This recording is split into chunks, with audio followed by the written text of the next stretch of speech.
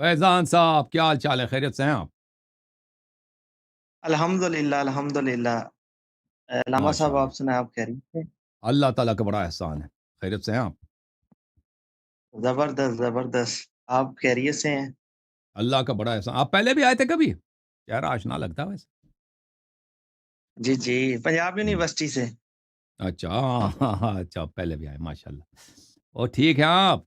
معاف کیجیے گا، میں بھول گیا تھا۔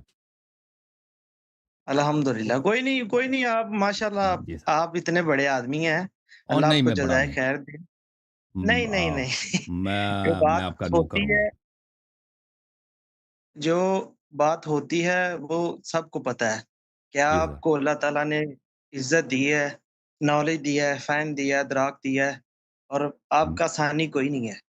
ہم خود میں آپ اہل کا سنت خادم۔ ہیں الحمدللہ، لیکن آپ کی جو علمی قابلیت ہے، میں میں نے نہیں دیکھا کہ پاکستان کے اندر آپ کے ٹکر کا، پاکستان نہیں بلکہ آؤٹ آف کنٹری جتنے جی، بھی عالم ہیں ابھی تک آپ کسی نے ٹکر نہیں دی۔ اللہ کا احسان ہے، اللہ کا احسان ہاں، ہے، اور اللہ کا فضل و کرم۔ جو ہاں جی، تو میرے کچھ سوالات تھے چند، جی سر۔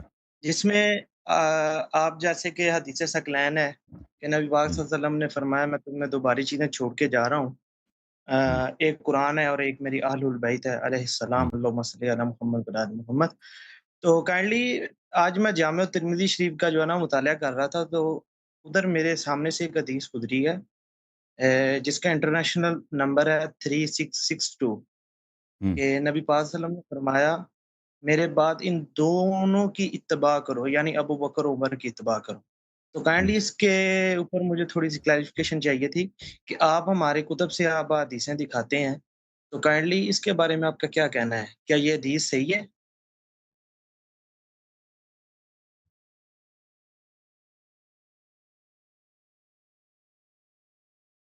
جی جی، 3662 انٹرنیشنل جی ہاں، نمبر کے میں آپ کو مطابق۔ بتاتا ہوں۔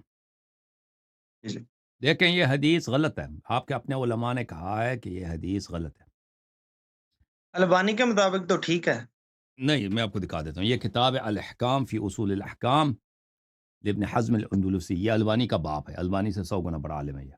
اس کی وفات سنہ 456، جزء سادس، بتحقیق شیخ احمد محمد شاکر۔ ملاحظہ کریں یہاں پر، وَأَمَّا الرِّوَایَةُ اقتدوا بالذین من بعدی فحدیث لا يصح، فحدیث لا يصح، اقتدوا بالذین من بعدی ابا بکر و عمر۔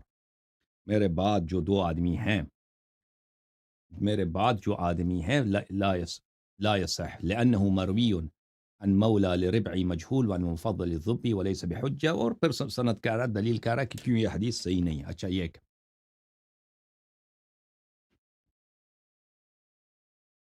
اور پھر کہتا ہے کہ اگر اس طرح ہے تو کیوں اہل سنت نے خود ابو بکر عمر کے فتووں کو ترک کیوں کیا؟ صفحہ نمبر 81 میں کہتے ہیں کہ اصحاب مالک اور ابی حنیفہ اور شافعی اترک الناس لابی بکر و عمر، ابو بکر عمر کے جو فتوے ہیں، ملاحظہ کریں، یہ دیکھیں، یہ ابو بکر عمر کے جو فتوے ہیں، میں اس کو ایک منٹ فل پیج کر دیتا ہوں۔ اصحاب مالک و ابی حنیفہ و شافعی اترک الناس لابی بکر و عمر، ابو حنیفہ صاحب کے جو فتوے ہیں، اور ابو حنیفہ کے فقہ کے پیروکار جو مجتہدین ہیں، یعنی ابو حنیفہ کے پیروکار جو علماء کرام مفتی حضرات، اور اسی طرح شافعی مذہب کے مالک، یعنی تینوں میں، 4 مذاہب میں سے 3 مذہب، یہ تو ابو بکر اور عمر کے فتاووں پہ عمل ہی نہیں کرتے، جو مختلف ان کے فتوے ہیں، ہر فتوے میں ان کے مخالف۔ اگر رسول صلی اللہ علیہ وسلم کا حکم ہے کہ ان کے اقتداء کرو، تو پھر یہ کیوں کرتے ہیں؟ تو اس کا مطلب ہی یہی ہے کہ مالک کے نزدیک، شافعی کے نزدیک، ابو حنیفہ کے نزدیک یہ جو ہے یہ حدیث مطرود ہے۔ وقد بینا ان اصحاب مالک خالفوا ابا بکر مما رووا في الموطأ خاصہ فی 5 مواضع، صرف موطأ میں مالک نے 5 مقامات پر ابو بکر کی مخالفت کی۔ وخالفوا عمر فی نحو 30 من قضیۃ، اور ابو بکر عمر صاحب کی، مالک صاحب نے 30 قضایا میں، 30 معاملوں میں ابو عمر کی مخالفت کی، مما رووا فی الموطأ خاصہ، جو موطأ میں موجود ہے۔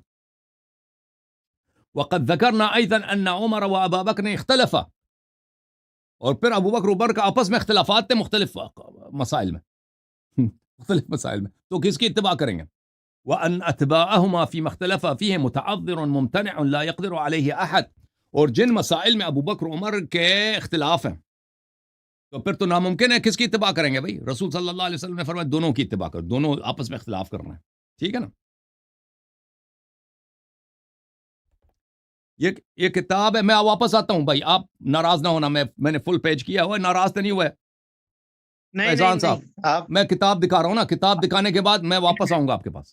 ہاں دکھائیں یہ دکھائیں۔ کتاب ہے، ہاں کتاب ہے الاحادیث احادیث معلّہ ظاہرها الصحہ، شیخ ابی عبد الرحمن مقبل ابن ہادی الوادعی. وہ احادیث جو ضعیف ہیں، ظاہری طور پہ لوگ سمجھتے ہیں یہ صحیح ہیں، ٹھیک ہے نا؟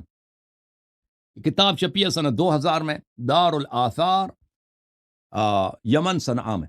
یہاں پر مقدمہ میں یہ عالم فرماتے ہیں، صفحہ نمبر 15 ان کا مقدمہ ہے، کہتے ہیں کہ فإني في بحث الصحيح المسند مما ليس في الصحيحين كانت تمر بي أحاديث ظاهرها الصحة.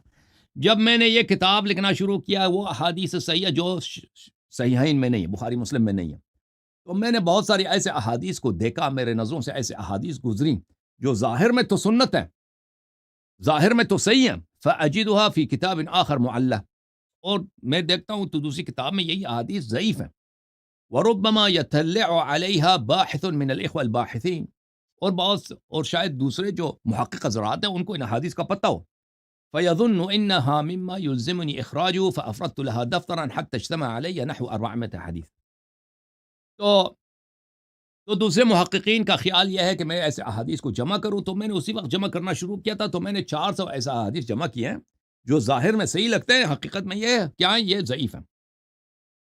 ان احادیث میں سے کون سے احادیث ہیں؟ یہ دیکھیں، سفر حدیث نمبر 120 ان حذیفہ سے روایت کی، قال رسول اللہ صلی اللہ علیہ وآلہ اقتدوا بالذین من بعد ابا بکر و عمر، میرے بعد جو دو آدمی ہیں ان کی اتباع کرو، ابو بکر و عمر. ثم عقبہ الترمذی بانہ منقطع، ترمذی نے خود بولا ہے کہ حدیث منقطع، یہ حدیث اس کی سند متصل نہیں ہے. وان عبد الملک ابن عمیر لم يسمعه من ربعی انما سمعه من مولا ربعی ہلال. تو اس نے یہاں عبد الملک ابن عمیر جو ہے اس نے ربعی ابن ہلال کو جو بولا ہے اس سے نہیں سنا ہے، اس سند میں انقطاع ہے. ابو عبد الرحمن کہتے ہیں ہلال جو ہے یہ مجہول ہے، لم یروی عنہ الا عبد الملک ابن عمیر ولم یوثقه معتبر، یہ حدیث جو ہے اس کے سند میں ایک مجہول شخص ہے اور کو کسی نے توثیق نہیں کی ہے. اور پھر مناوی نے فیض القدیر میں بولا ہے کہ ابن حجر عسقلانی نے کہا ان ابا حاتم علّہ بن ربیع الخلاش لم يسمعه من حذیفہ. ابو حاتم الرازی نے بھی بولا ہے کہ یہ اس کا راوی جو ہے، دیکھیں راوی یہ ہے کہ ربیع ابن خراش اس نے حذیفہ سے سنا ہی نہیں ہے، یہاں پہ بھی انقطاع موجود ہے. وما ذکر ان حدیث ابن مسعود وحدیث انس یشہدان له لا يصلح، جنہوں نے کہا کہ یہ ابن مسعود سے بھی روایت ہے، انس سے بھی روایت ہے، وہ ایسی شہادتیں جو بالکل وہ شاہد ہونے کے لیے صالح نہیں ہے، لأنه منقطع، یہ حدیث جو ہے خود منقطع، وہما شدید الضعف، وہ دو حدیث تو بہت ہی زیادہ ضعیف ہیں، اس سے زیادہ ضعیف ہیں، ٹھیک ہے نا؟ یہ آپ نے دیکھا. اور پھر آپ کی خدمت میں عرض کروں کہ یہ حدیث کیوں ضعیف ہے. جب امیر المؤمنین علیہ الصلاۃ والسلام شورا میں گئے تھے، ٹھیک ہے نا، 6 آدمیوں کا شورا بنایا تھا عمر نے، اور وہاں پہ عبد الرحمن ابن عوف نے کہا تھا کہ یا علی میں آپ کو خلیفہ بناتا ہوں، میں آپ کے ساتھ بیعت کروں، بس آپ وعدہ کریں کہ آپ ابو بکر عمر کی سنت پہ چلیں گے. تو مولا امیر المؤمنین علیہ السلام نے کہا تھا میں ابو بکر کی سنت پہ نہیں چلوں گا. اس نے کہا تھا، انہوں نے فرمایا تھا کہ میں رسول اللہ کی کتاب اور رسول صلی اللہ علیہ وسلم کی سنت پہ چلوں گا. اگر یہ حدیث صحیح ہوتی کہ لوگوں نے ابو بکر عمر کی سنت پہ چلنا ہے، اور اللہ کا شکر کرو کہ یہ حدیث غلط ہے، یہ حدیث غلط ہے، وَإِلَّا بہت سارے کام کرنے پڑتے تھے آپ کو، ان کی سنت جان بچ گئی. اگر ان کے سنت پہ جانا آپ پہ واجب ہوتا تو بہت سارے برے کام آپ کرنے پڑتے تھے. یہ کتاب ہے، کتاب تمہید الاوائل فی تخلیص الدلائل، تالیف القاضی ابی بکر محمد ابن طیب الباقلانی. یہ مؤسسۃ الکتب الثقافیہ میں سن 1987 میں چھپی ہے. ابو بکر الباقلانی یہ اشاعرہ اور احناف کا بہت بڑا عالم ہے. صفحہ نمبر 514 میں ملاحظہ کریں، یہاں پر أن الصحيح في هذا ما روي أن عليا عليه السلام قال لعبد الرحمن بن عوف بعد أن عرض عليه البيعة على شرط ما روي عنه أنه شرطه فأباه علي والتزمه عثمان.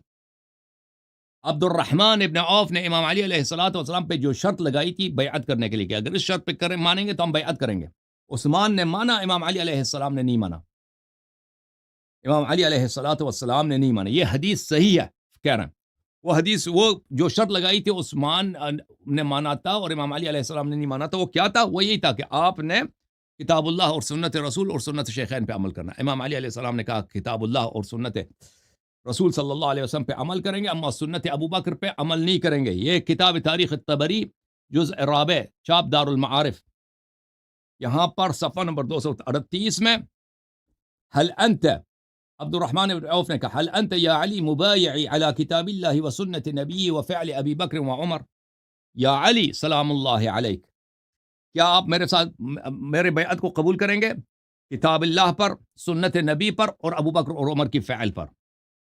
فقال اللهم لا، امام علیہ السلام نے کہا کہ نہیں میں نہیں مانتا، ولكن على جهدي من ذلك وطاقتي، میں اپنے اجتہاد پر اور اپنے رائے پہ عمل کروں گا اور کتاب اللہ اور سنت پر، وہ تو واضح ہے. فالتفت الى عثمان، عثمان کی طرف پھر گیا، کہا کہ میں بیعت کرتے ہیں آپ کے ساتھ کتاب اللہ سنت نبی صلی اللہ علیہ وسلم فعل ابو بکر عمر پر.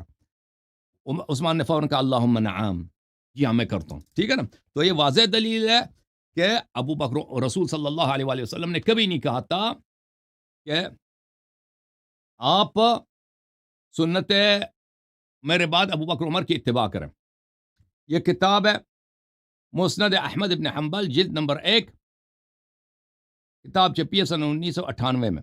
یہاں پر حدیث نمبر 557 صفحہ نمبر 238 عن عاصم عن ابی وائل عبد الرحمن ابن عوف سے میں نے کہا کیف بایعتم عثمان وترکتم علی، اوے عبد الرحمن ابن عوف ڈس سانو، آپ نے کیوں عثمان کے ساتھ بیعت کی، امام علی علیہ السلام کے ساتھ کیوں نہیں بیعت کی؟ وہ تو ان سے زیادہ بہتر تھے.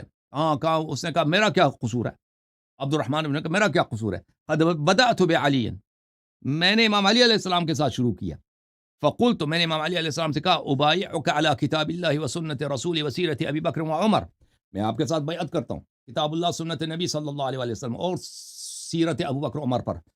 قال فقال فیما استطعت، امام علی علیہ السلام نے کہا کہ میں ان باتوں میں جو میرے بس میں کرتا ہوں. عثمان سے میں نے جب یہ عرض کیا تو عثمان نے فوراً قبول کیا، جی سنت ابو بکر عمر قبول ہے مجھے.